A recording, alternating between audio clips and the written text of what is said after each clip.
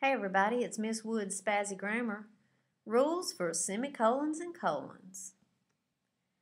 Colons. It's not just a body part. Here's how you use them. You use them in a business letter greeting, in time, chapter and verse in the Bible, before a list but never after a verb, to introduce a long quote, and between two sentences where the first sentence explains the second. Let's look at some examples. Number 1. Use the colon in the time, 3:30, and in the chapter and verse, Genesis 5:16. Number 2, you have a colon after class, before that list of things you need.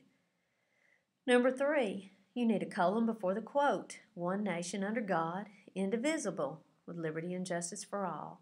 And finally, number 4 is an example of two sentences, where the last one explains a little more about the first. Rules for semicolons. There are only two rules that you need to know. We use semicolons between two sentences. We call it a compound sentence. Remove the comma and the coordinating conjunction. These are the words for, and, nor, but, or, yet, and so. You also use them in items in a series that already have commas to give clarity. Look at the example sentences. Number 5, we visited Bob, my cousin, semicolon. Sue, my aunt, semicolon, and Billy, my neighbor. In this sentence, we have a noun and then a short description of the noun. Bob is my cousin. Sue is my aunt. The semicolons help us understand that Bob is followed by an explaining phrase, and those two things go together. Number 6, you also commonly use a semicolon when you have city and country or city and state. This lets us know that London, England go together. London is in England, semicolon. Birmingham, is in Texas, semicolon. If you didn't have the semicolons there, it would look like a list. You went to London, England, Birmingham, Texas, and that is not what you mean. Number 7 is a compound sentence. We took out the and the comma, and we added a semicolon after class at the end of the first sentence. Here's a summation slide to help you review your rules for colons and semicolons.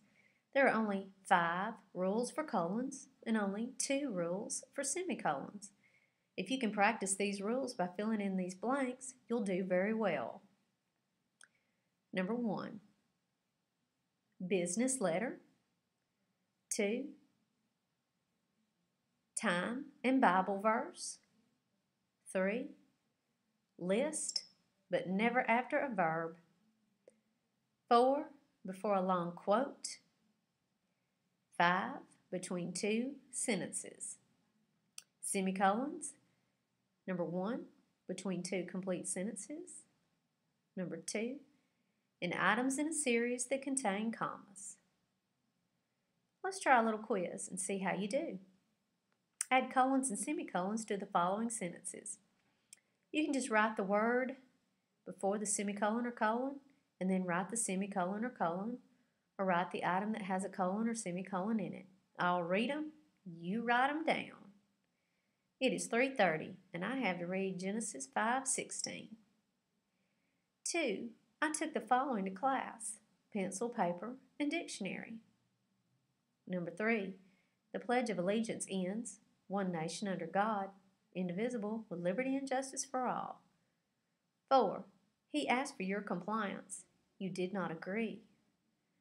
Number 5, we visited Bob, my cousin, Sue, my aunt, and Billy, my neighbor. 6, we traveled to London, England, Birmingham, Texas, and Columbus, Ohio. In order to get your answers, you can go back through because every single one of these sentences was used as an example, and it will tell you the answers. I hope you learned something about colons and semicolons. Have fun.